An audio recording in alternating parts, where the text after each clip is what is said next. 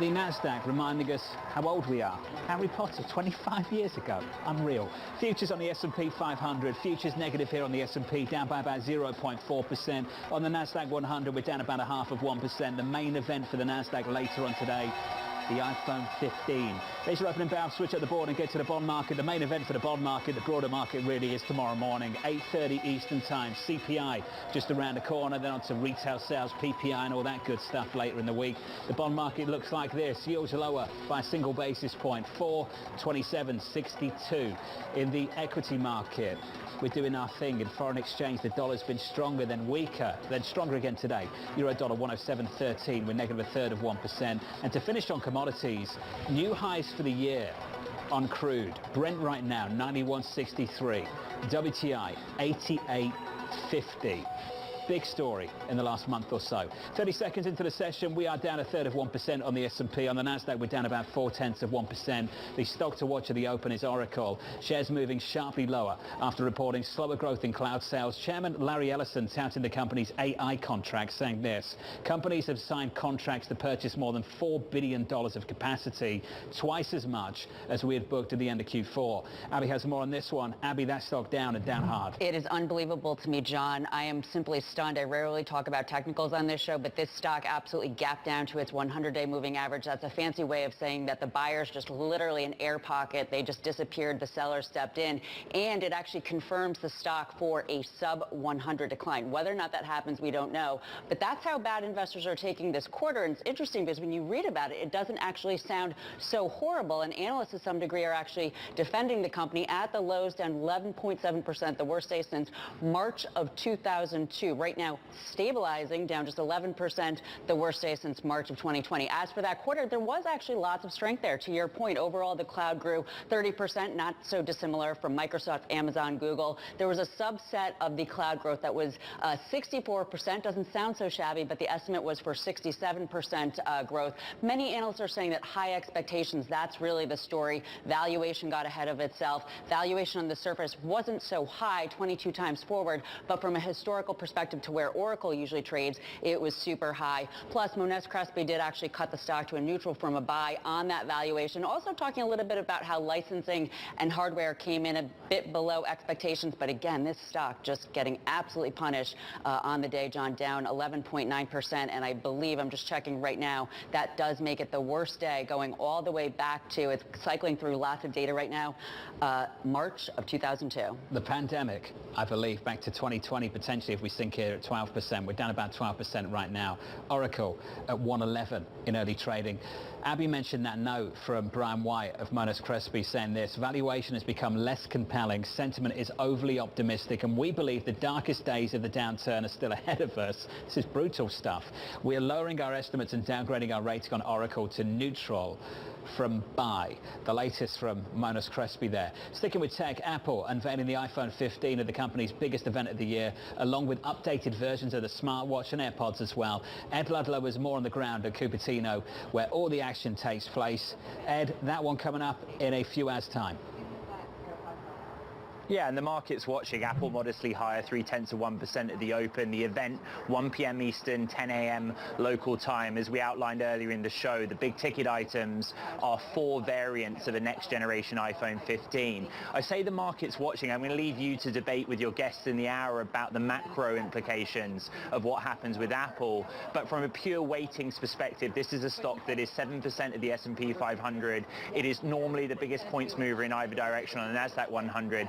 And based on past precedent, the bar is high. Go back to 2011, there have been 12 iPhone unveil events since 2011. Apple shares have only risen on 3 sessions corresponding to those events. So usually they fall, and it's a kind of sell the news type event. But the bigger picture for Apple is more bleak. We've had 3 consecutive quarters of overall sales decline, apart from in Greater China, where there was a swing to top-line growth of 8%. 8%. Based on the guidance given on the call for this current period, it looks as if we're on track for a fourth consecutive quarter of sales declines. The question therefore is, are these technology and hardware upgrades on the iPhone and what we expect from next generation Apple Watch and AirPods Pro with USB-C connector going to be substantive enough that they drive the consumer globally to do this upgrade cycle that Dan Ives has talked to you about? The estimates range from 150 to 250 million units out there of people that have older generation iPhone. Will they be tempted to upgrade? And the same question for China. Will the iPhone 15 be a hit in China on the higher end Pro and Pro Max at a time where China's central government is clamping down on foreign handset use within government agency and state-backed enterprise? Dan's been talking about that upgrade cycle as a bullish thesis for a long time. I touched on it with him in the last week. And at some point, don't we just sit here and say, we need to ask a different question. Why aren't they upgraded? Yeah, I guess if you were to ask Mark Gurman, he would give you a pure technology answer, that the updates for generations of iPhone 14 and 13 were incremental.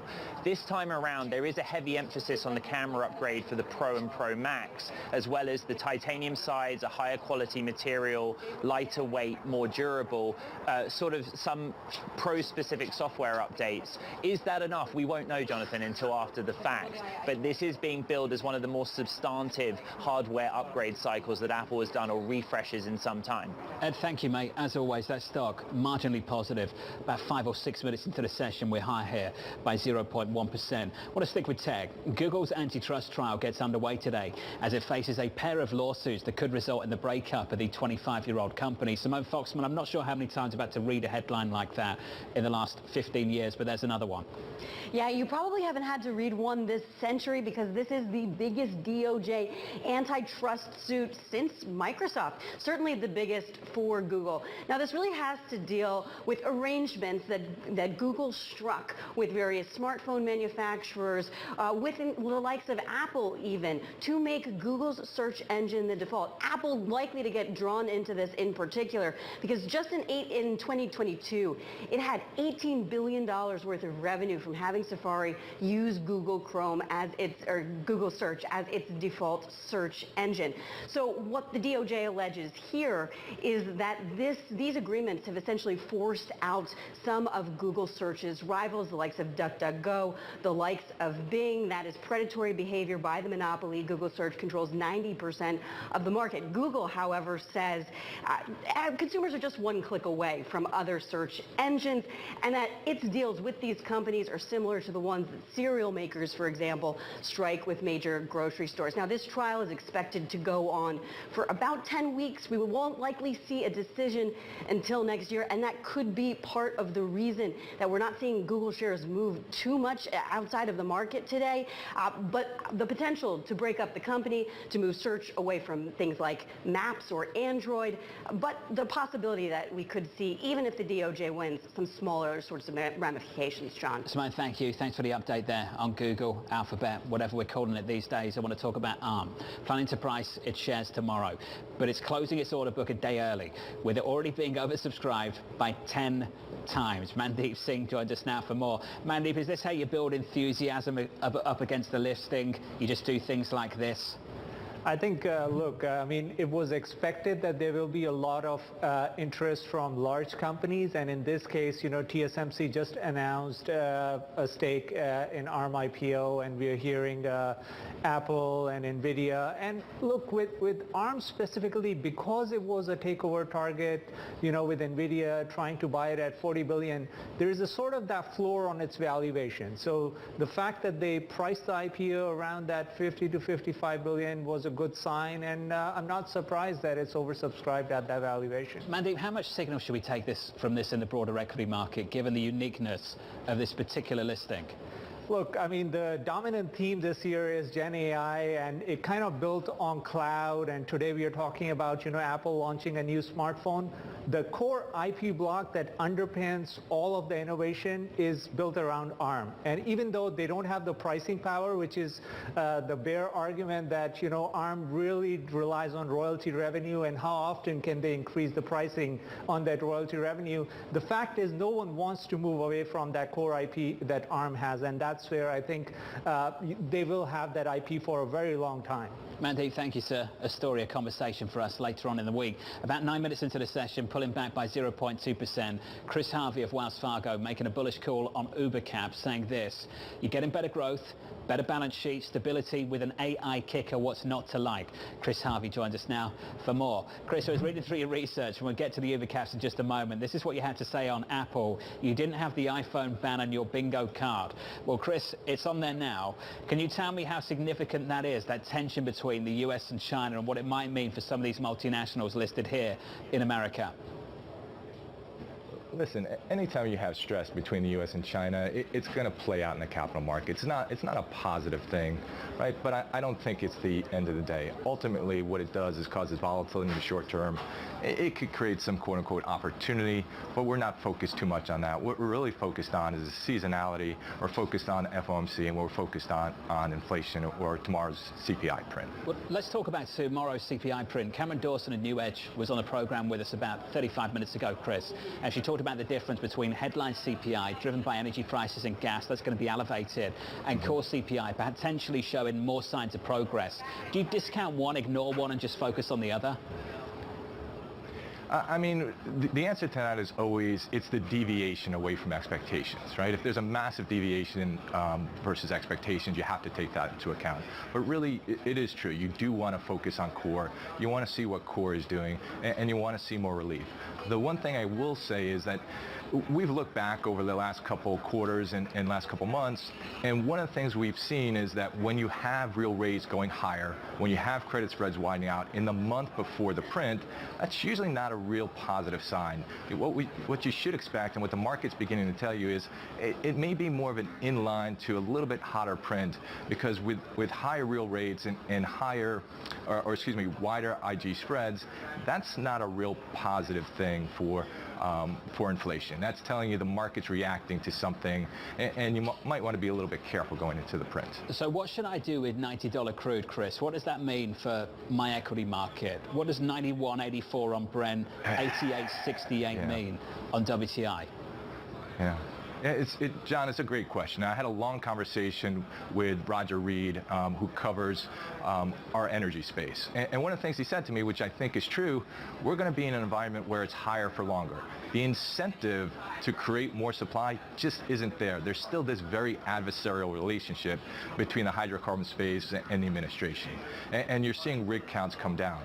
So what do you do with it? I think that the belief is that it is going to be higher for longer because of some of the supply-demand dynamics. China, funny thing is, China really hasn't come back online. That could really change the equation. And the last thing is, if that's true, if it's higher for longer, later on, or if some people, if I'm wrong and a lot of people are right that there's going to be a strong recovery next year, then that probably brings the Fed back in because of that inflationary issue. So Chris, how does that compete with the original call? Embrace UberCab Tech. Yeah. So the original call, so just on a sector basis, one of the sectors we loved coming into this year was media and entertainment. And you do have a lot of UberCap names in there. The reason why we liked it is it was a perfect, or what we thought was a perfect GARP type sector. A lot of growth stocks that had gotten beaten down had been really bad performance last year, and we thought the fundamentals would turn. So it does fit in with the call. Ultimately, what we're telling people is, on a market cap basis, in the short term, it's UberCap, but if you're looking longer term, mid-cap growth is really a good risk reward longer term. Chris Harvey of Wells Fargo. Chris, appreciate the update from you and the team as always. Chris there on why it's bullish UberCap Tech, even with the prospect of rates remaining high for longer. Remember that note from Marko Kolanovic over at JP Morgan in the investment bank, trimming their duration overweight by shifting 1% from bonds to cash. This is the why. Given the potential for the commodity price surge to feed inflation and extend central banks' hiking cycles, which speaks to this move in crude, just short of $92 a barrel right now on Brent. We're higher by 1.5% on the session. On WTI, just about to go through 89, up by close to 1.8% today. Coming up, negotiations continue as the auto workers' strike looms.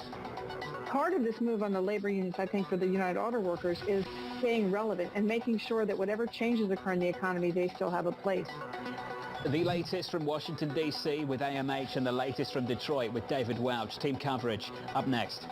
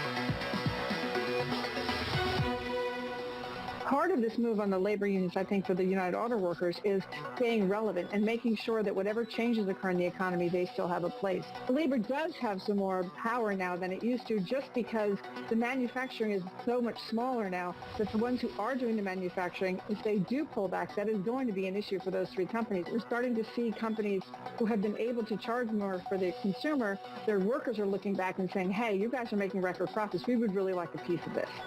A deal between the United Auto Workers Union and Detroit's Big Three remains elusive just 2 days before the strike deadline. The UAW lowering its pay increase demand to 36% from 40%. But according to our reporting, the automakers not thinking much of the offer, seeing the demand as boosting labour costs so high that it would threaten their viability. Even a brief UAW strike would cause billions in economic damage. Anderson Economic Group finding that a 10-day work stoppage would reduce US GDP by 5.6 billion. Let's get to the team coverage. Bloomberg's Anne-Marie in DC, David Welch in Detroit. David, first to you. What's on the table? Where is their movement? And what are the chances we get a strike at the end of this week? The big issues all along remain. It's pay raises, cost of living to protect workers from inflation, and they want to bring back pensions. They've talked about other things like a shorter work week and that sort of thing. I don't think those are really the big issues. It's all about pay, inflation protection, and possibly bringing pensions back. We've seen movement on pay. The UAW went from 40% down to 36%. The companies don't think much of it, but at least it's some movement.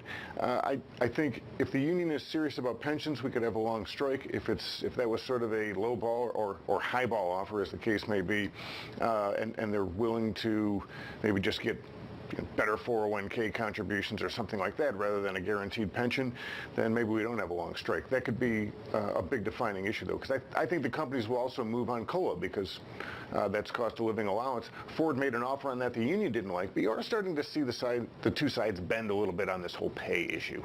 David, what number do you think gets it done? Based on your reporting, do we have any idea? You've got the union at 36. I've seen offers close to 10% on the table. What gets it done? I think if you take all the different ways of giving these workers a raise, somewhere around 20% over the 4 years could probably get this done. That's the best raise I've seen for union workers since I've been covering this, and it's higher than the automakers have proposed so far significantly. So somewhere around there, give or take, could maybe get it done. AMH, we can picture a president nervously waiting in the White House, wondering what on earth he'll do if this strike actually takes place. Well, that's exactly right, Jonathan, because what you see is really two competing aims of the Biden administration at play here. President Biden says time and time again he wants to be the most pro-labor union president. At the same time, he wants to be a climate president. And at the crux and at the anxiety, a lot of these issues for the UAW workers is the auto industry's move to electric vehicles. Just a month ago, the president put out a statement. Obviously, he was concerned. He talked about wanting the big three to make sure that UAW workers have living good wages to support a family and community. He also talked about the need for a just transition to EVs, and so that those workers should be the first to give a shot at working at an EV plant. Also, Jonathan, the end of the month, we saw the administration give more than $15 billion in funding and in loans to auto companies for the factories to retrofit to EVs. So this isn't starting new plants, say a battery joint venture in the South, but actually using those same factories. So you see the president trying to do two things at once: support the UAW workers, but at the same time support a transition, which may mean you're not going to need as many of those workers. A transition away from this $92 Brent, $89 WTI. AMH, while you're here, let's finish on that.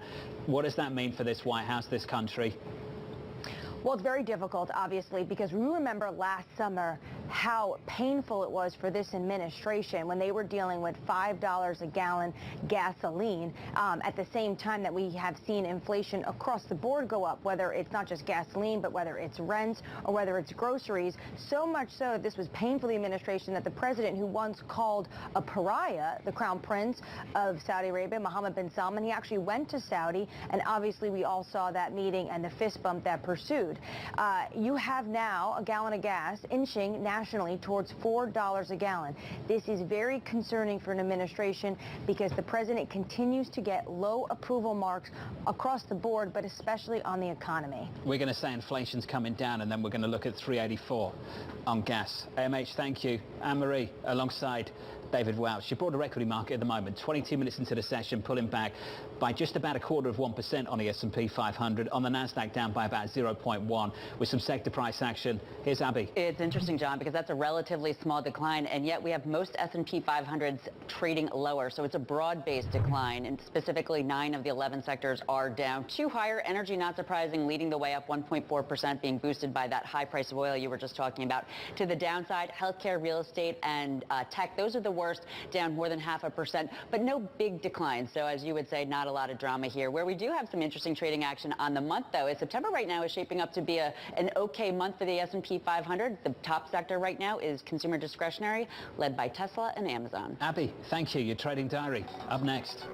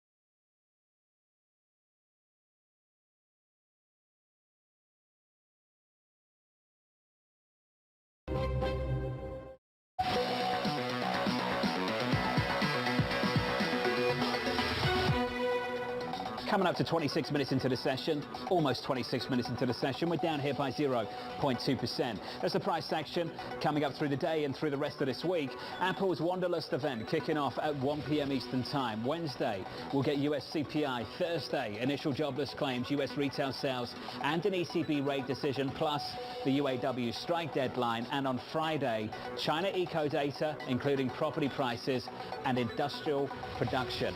That's your week ahead. Kicks off with Apple a little bit later this afternoon, and then on to tomorrow morning. The main event is CPI in America. We'll have full coverage of that for you from New York City. Thank you for choosing Bloomberg TV. Good luck for the rest of the trading day. This was the countdown to the open. This is Bloomberg.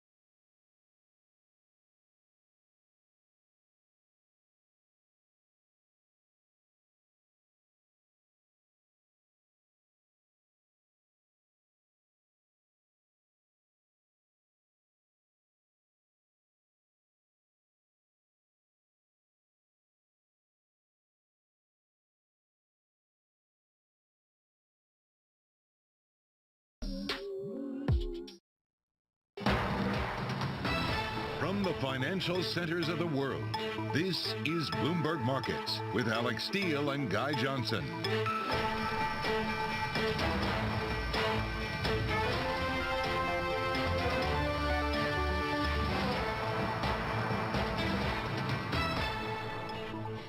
It is 30 minutes into the U.S. trading day, Tuesday, September 12th. Here are the top market stories that we're following for you at this hour. Apple up. The company will unveil the iPhone 15 today. A big upgrade with some phones potentially made in India. Stock trades a little heavy, though. We're going to get the latest on the ground. And packaged up, Smurfit Kappa buys WestRock for $11 billion to create a packaging industry powerhouse. We're going to speak with Ken Bowles, Chief Financial Officer of Smurfit. And America up. B of A's fund manager survey shows a rush into U.S. stocks out of China as long long big tech is the most crowded trade. From New York, I'm Alex Steele with my co-host in London, Guy Johnson. Welcome to Bloomberg Markets. Guy, good to have you back. One cold open I also missed was oil up. That's a pretty powerful rally that we're seeing, which will definitely have interesting read-through to our conversation tomorrow after CPI. CPI is the big event tomorrow. It does feel like markets are a little quiet ahead of that, but I think the Apple event this afternoon could be really quite significant. And I think given the importance that Apple has, it really needs to deliver. So I think CPI is big. I think Apple is definitely up there as well. I think the question of the day around kind of this Bank of America note, talking about the fact that people, I'm not sure it's buy America or sell China. I've got this theory basically, China is so bad, and you've got degrees of separation. It's China, which everybody seems to be selling aggressively at the moment. Then it goes emerging markets. Then it goes Europe. And you end up in the United States. So if you want to go as far away from China as you can, you ultimately end up in the United States. So is it sell China or buy America? Right, but that's why I think Apple's interesting, because that is an America tech company, but obviously has that huge exposure to China. And then if you can't have the kind of demand there because of restrictions to buy the phone, that's going to be an issue. So I think that that's where kind of all the issues come to fore. I also think Apple in many ways is similar to the luxury stocks as well. These new high-end phones, we'll talk about it with Ed Ludlow a little bit later on, these new high-end phones are super expensive, and the luxury names are warning of a slowdown in America. They're warning of a slowdown in Europe as well. China was meant to be the counterweight to all of this. It's not happening. Anyway, we should figure out what is happening here. Is it a sell China or is it a buy America? Jess Menson, Abigail Dewitt will join us to discuss. Jess, what do you think? Is it sell China or buy America? Well, it definitely looks like when you're looking at what fund managers are feeling, they really want to buy more America, and especially when you're thinking about the dynamic, the world's second largest economy, when you are looking at China, and especially if you think at just the bearishness in this particular survey from Bank of America when it comes to China, the sentiment there is actually even more so bearish than it was a year ago. That was obviously right before the reopening there, and especially what was happening with COVID. But this year, when you're looking at China, especially when you're thinking about what's happening with its property debt issues, that's caused some concerns there. But this also not even just China, but moving more away from emerging markets, more toward these U.S. stocks and equities, and even some of the more client-related positioning data from Bank of America, specifically toward their clients today, showing that they're still seeing those inflows into technology shares. Yeah, and cash too. Okay, it makes it easy to say buy America, aka maybe buy tech, but then Abby, I gotta be honest, Oracle. Yeah, Oracle, dude. Totally a different story. Yeah, it's getting decimated. The last time that I took a look at it, it was down the most since March of 2002. That's the degree of selling. It was actually a decent quarter, so investors are really blaming it on valuation to some degree, that this stock was trading with high expectations coming into the quarter. Relative to China versus the U.S., though, and putting aside Oracle, because it's having a breakdown that I would almost say is more macro-related than stock-related, the degree of that selling. I think that what this Bank of America survey to some degree is saying that the U.S. Is buying the best house on a bad block. Now, I will say yesterday, Kyle Bass used to be, at least in my mind, one of the preeminent China bears out there. And if I heard him correctly, he was saying he wouldn't short China. He's neutral China. Even so, if you're neutral China or if you want to sell China, and you have to remember this sell China crowd right now, they were super bullish back in February. So I almost have to think that maybe there's some kind of a contrarian play there. But if you're buying the best house on the bad block, because of course China weakness could trickle into Europe as well, you're going into the U.S. The thing I would say about U.S. tech, though, it's really overvalued. The tech sector is trading at 30 times. The growth in a lot of cases is no growth. Apple, if you can believe it, there's no growth there, which is really pretty amazing to think about. So it may be time to look at catch-up trades here in the U.S. That's interesting. Nice double top, potentially, on Oracle as well. That chart looks great. I'm sure you're going to bring that to us later, Abigail. Abigail, is Europe therefore the proxy in all of this as well? To what extent is Europe affected by that China narrative? I look at the last 3 months and I look at the sector story out of Europe. The car sector down 4%. Names like Mercedes, big exposure into China. Miners, big exposure into China, down 5%. Travel, down 6%. Luxury, down 7%. Tech, down 8%. If you exclude the tech side of things, a lot of those sectors there have big exposure into China. Is Europe trading on Europe, or do you think Europe's trading on China and the effect that it has? Well, it's really interesting, Guy, because we, of course, are a connected global economy, and I don't think that you can really separate any of these economies. China, as you know, is the world's second largest economy. For some reason, there is, I would say, a narrative or psychology that Europe is more closely tied to China in terms of those products. I would argue that the U.S.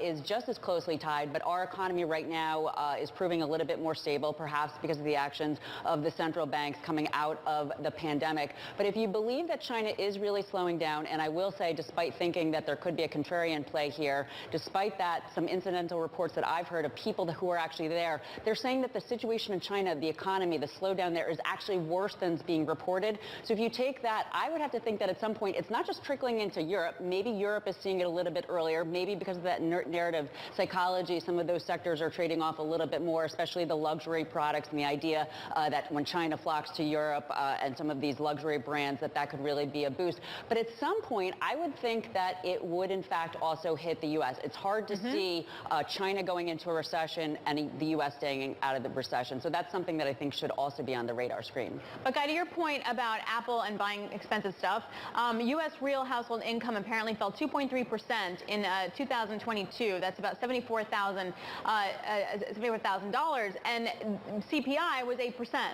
So just like keep that in mind when we're talking about then these guys. Yes, the luxury story, but also then the Apple story. I wonder what that number's going to look like though this year. Because last year it was about inflation. Everybody had the shock of inflation last year. And this year, look at what's happening with the UAW. You look at what is happening here. The UK's now got a massive pension problem because it's had to solve the public sector wage round with some really big one-off bonuses that are now going to mean the pensioners get some big one-off bonuses. So last year in some ways was about the inflation hit. This year's about the wage hit. To what extent though will that be enough to keep the consumer on track? Yeah, well, exactly. And at least here in the U.S., though, the consumer is what's holding everything up. So it feels like if that cracks, it's a different story. Jess, so it wonders like if Buy America is not the right case here, if the consumer's going to crack. Well, I feel like especially when you're looking at some of those retail earnings that we got recently, and also Barclays is more optimistic, particularly when you're talking about retailers and the consumer, and they actually upgraded a number of those names next year. And if you look at the ECFC function in the terminal, even on a quarterly basis, there's no longer a contraction there. So it is a bit hard there. I know a lot of people are talking about obviously the student loan repayments, what's going on potentially with Washington as far as different issues there. But still, when you're looking overall, the consumer has been more resilient, but there's still a lot of questions out there about how long, and especially companies and margins, how long they can continue to pass those price pressures on and those costs there. So that's going to be a big thing. But overall, when you're looking at more just, especially the odds with a recession at 60%, when you're looking, a lot of economists are still shifting a little bit of their tone here and pushing those forecasts out more so. Yeah, exactly. Anyway, really interesting stuff, you guys. Thank you so much, Jess Menton, Abigail Doolittle of Bloomberg. Thank you so very much. Retail sales, I think, coming out on Thursday. All right, coming up, more perspective on the question of the day. Buy America, sell China, sell Europe. We're going to ask Anastasia Amoroso, iCapital Chief Investment Strategist. This is Bloomberg.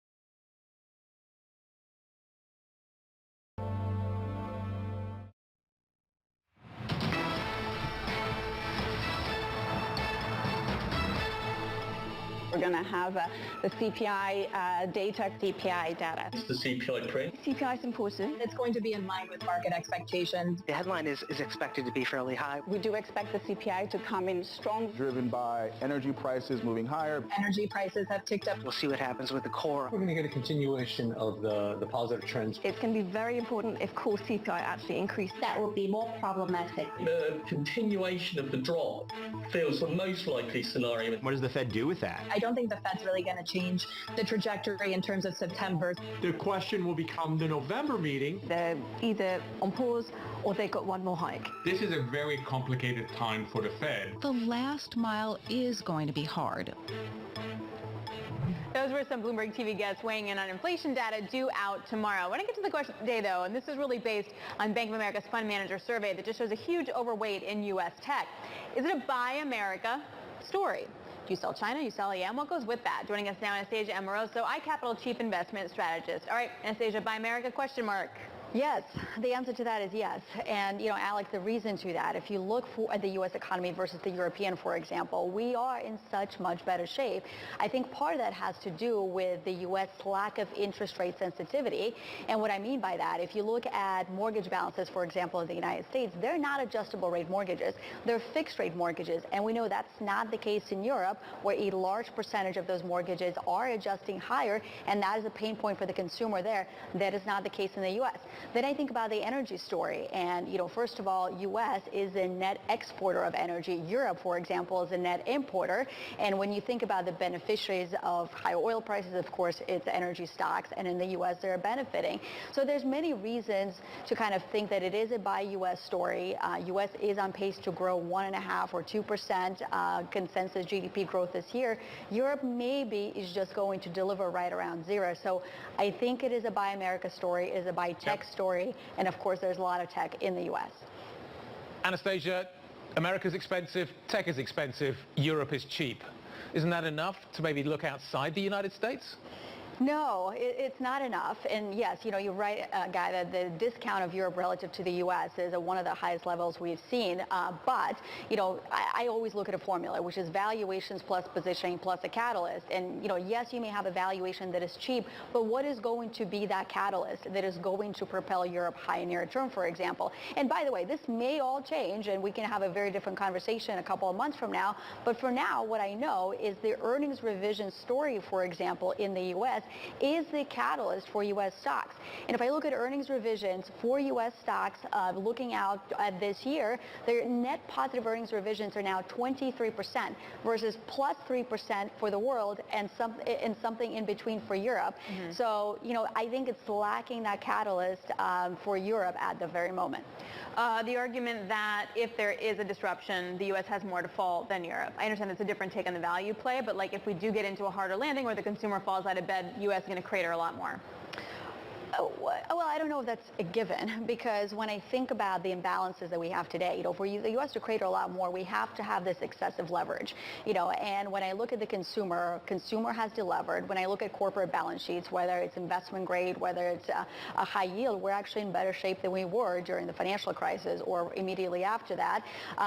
So the big question mark for the U.S., of course, is what's going to happen with government debt, and there's concerns around that are being priced into the market.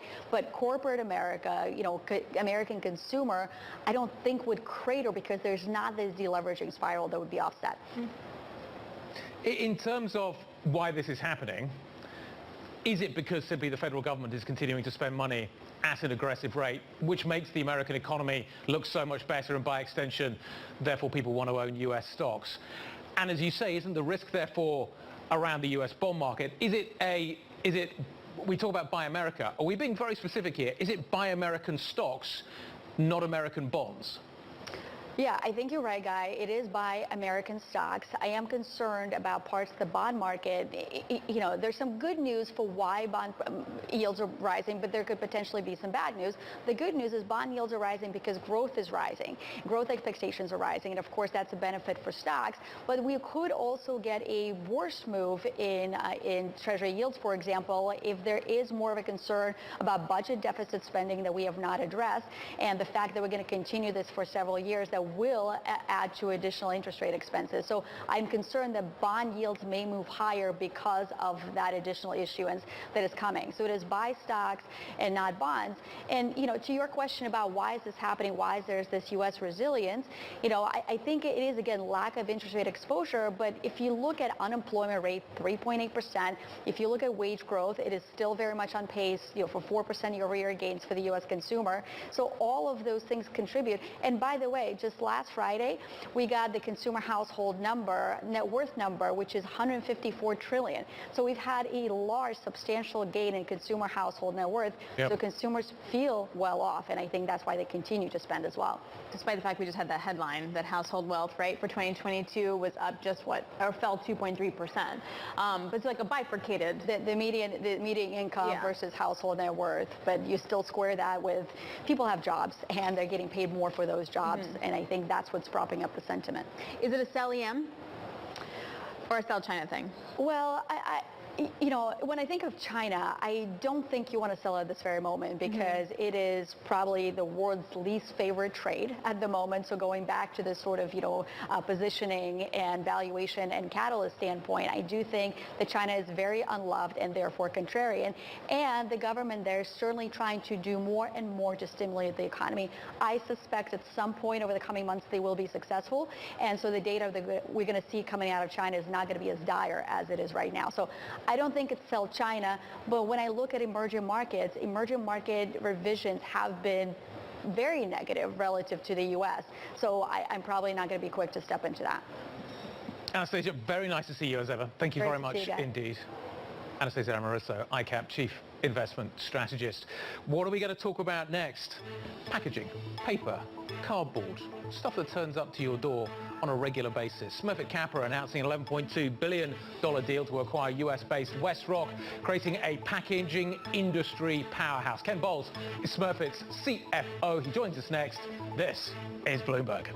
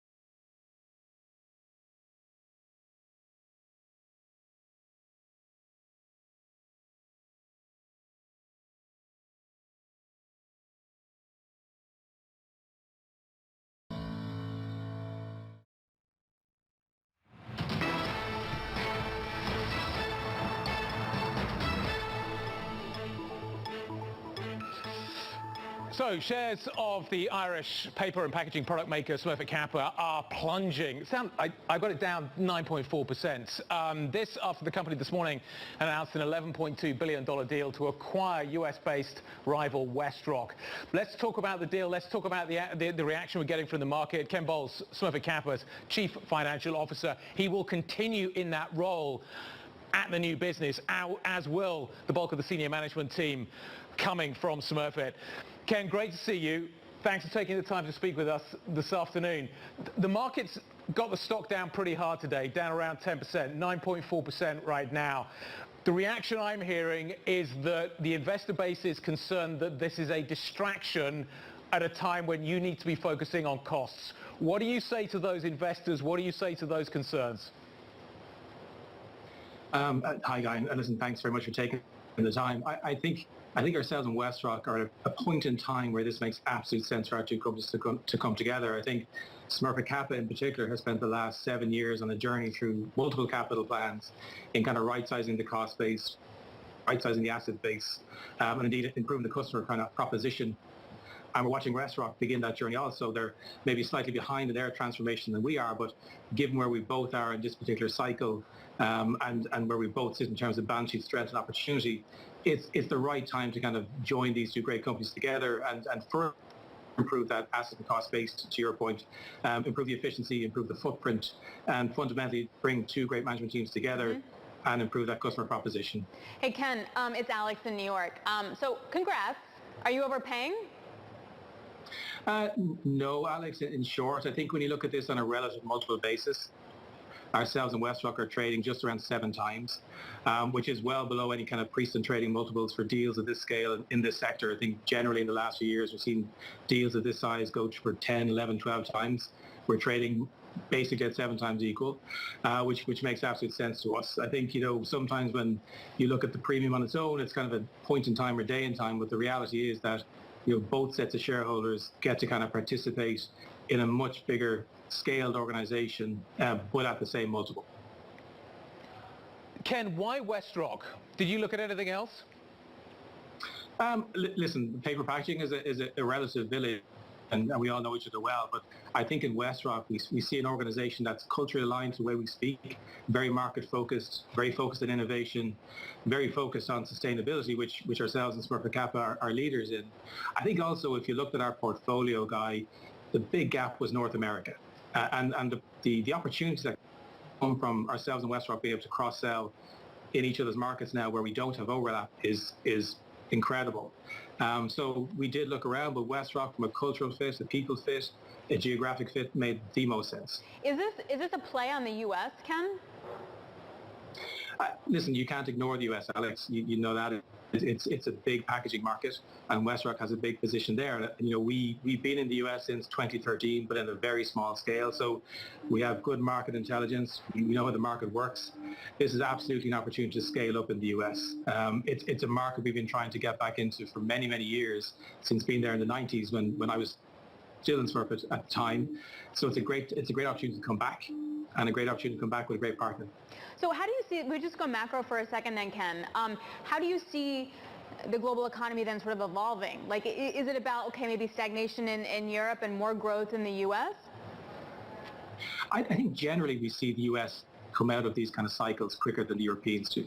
And I suppose when you put this business together between the European, North American and Latin American footprint, it gives you kind of a portfolio of kind of businesses that kind of work through the cycle in a very balanced way. So as one's coming out and one's nearing the end, you get less volatility through the cycle, better handle on free cash flow. But fundamentally, I think as a company of this scale, able to weather any kind of storm that might come along. Do you see other consolidation within the space now? Like, is this going to kick off more? Who knows? I suppose it's going to be hard for people to ignore the fact that this particular combination puts us significantly ahead of our nearest peers. So who knows? It's a sector that's enjoyed a lot of consolidation over the last number of years. This is clearly the biggest deal in it, but let's wait and see. Ken, are we going to be seeing more cardboard on doorsteps? I'm kind of wondering where you see the future of this industry going. Every time I think about paper and packaging and e-commerce, I'm trying to figure out how I get less on my doorstep. I throw tons of this stuff away every week. What happens next in this industry? Where does the innovation come from in this industry as you think about where this business that you're creating today is going to be in a few years' time? Is it just a scale business, or is it an innovation business? I think it's an innovation business at the heart of it. I think we've been innovating since 1934 in Smurfit Kappa. So I think what you're seeing, though, is an ever-increasing push from the consumer to less destructive materials in the environment and more sustainable materials at heart. So, I know you get a lot of cardboard, Guy, but I think you'll find over time it's probably less air in the box, less waste in the box, less other substrates in corrugated, and fundamentally lighter. So it's over time we have a policy to reduce waste fundamentally, and that's the innovation in cardboard. I suppose what we've seen in the last number of years is the ability of cardboard to replace less renewable substrates, and that's going to continue. And Ken, where do you see what is happening in e-commerce right now? You've got a ringside seat. You're part of the process. What is happening there? Where are we in the economic cycle? We're all trying to understand whether the US economy is rolling over, whether the European economy is rolling over, what's happening around the world. What insight can you give us in providing the packaging that we all get our stuff delivered in at the moment as to what volumes look like? I know we're near the cycle bottom at the moment. Do you see it picking up? Is that consumer driven? What is going on? I think we're beginning to see it, Guy. I think what we've seen in the first 6 months of this year is certainly an element of destocking, which we think is largely done, if not all done. I think we've also seen people prioritize, travel, leisure, services over durable goods, particularly in the kind of post-COVID world. E-commerce has been a kind of constant underpin to that kind of volume and growth demand. More mature markets in the Americas, clearly more North American than Latin, and Europe's still growing. I think what you're going to see in e-commerce in the years to come, though, is a kind of broadening out of the value proposition. So less brown box, more high-end, more returnable, more customer-focused and driven. That idea that the customer wants a personalized brand experience in e-commerce just as much as the retail environment. And that's still a very small part of those volumes. So I think the opportunity around that still remains quite large. I'm still getting a box like this big for something that actually is this small. It's not from Smurfit Cap, Alex. This is true. Agreed. Hey, Ken, talk to me about when you wind up merging in terms of how you're going to be looking at the labor force, in terms of how much synergy there, and are you at all tempted to kind of hold on to labor because we don't know what any kind of real bounce back is going to be within Europe and the U.S.? I think the competition in the labour market globally is seriously hot, and we recognise the talent that exists in the WestRock team, and I suppose the beauty at the outset of the transaction, it's largely a very big bolt-on transaction, so that sort of doesn't even enter the equation for most of the businesses we run here, but I think it's about retaining talent in this environment than letting talent go out. Do you think you're going to have any regulatory issues with the deal? There are areas where you're going to have a pretty big footprint. Are you going to have to offload anything, do you think, Ken, to make the regulators happy? Somebody flagged to me earlier that maybe Mexico could be a problem, maybe some other markets as well. No, we have relatively limited overlap in most of the countries in which we operate and don't necessarily have competing products. Mexico is a country where we both have a reasonable presence, but we don't currently see any issues from a regulatory perspective. Ken, look, it was so good to catch up with you. Really interesting. Ken Bowles, Smurfit Kappa Chief Financial Officer.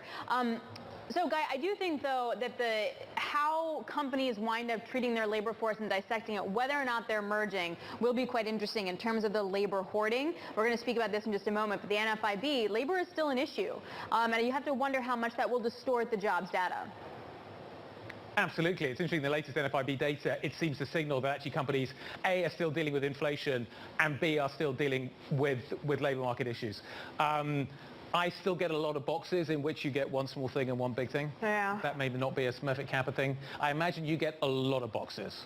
Less than I used to, but nice try. For my daughter's birthday, though, I feel like literally we got huge boxes for like a little teeny tiny decoration, but no shopping. All right. That's what he's trying to get me to say. There was a time when my children would play in the boxes, but no more. Oh, yeah, no, she wants to create designs of the boxes, and then we just leave. It stays there in the apartment forever. All right, anyway, we digress.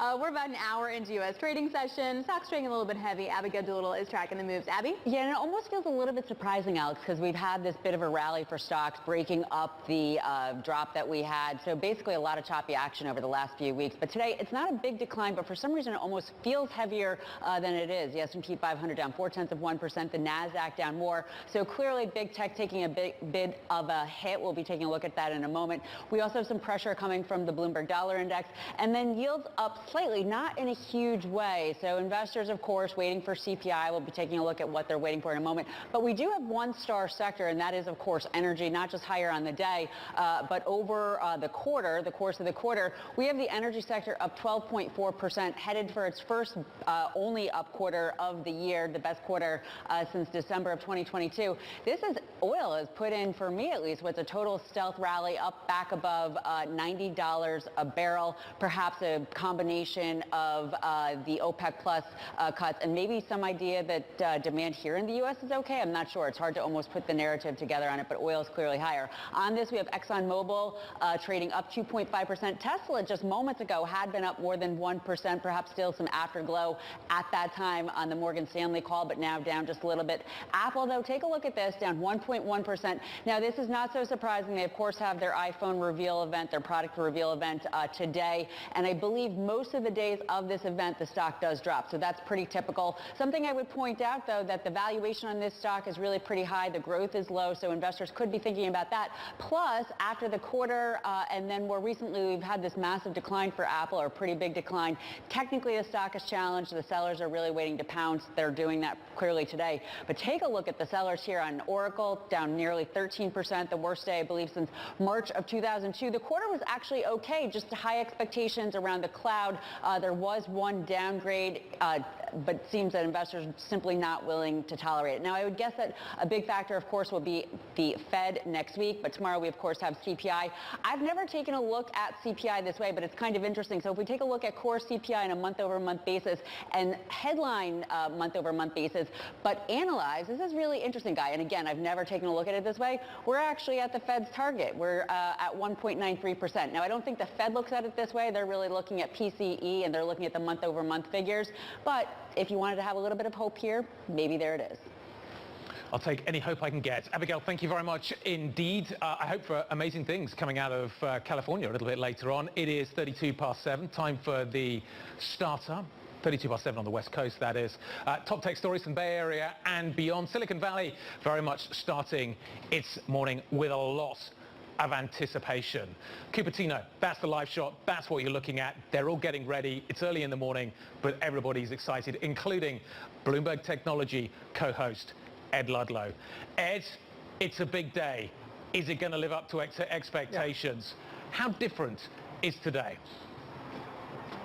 Yeah, it just comes down to how substantive the hardware or technology upgrades are for the latest generation of iPhone, right? What we're expecting is 4 variants of an iPhone 15, a base model 15, 15 Plus, and more importantly, the Pro models, iPhone 15 Pro and 15 Pro Max. And the strategy from Apple has been really clear. The three of us have talked about this on the show for years. You reserve the most serious technology upgrades for the higher end Pro models, right? And that's where we expect next gen A17 processor, proprietary silicon, next generation camera technology, taking magnification from the hardware side from 3x to 6x on the Max Pro, and titanium sides as opposed to stainless steel sides because people get upset about finger smudges.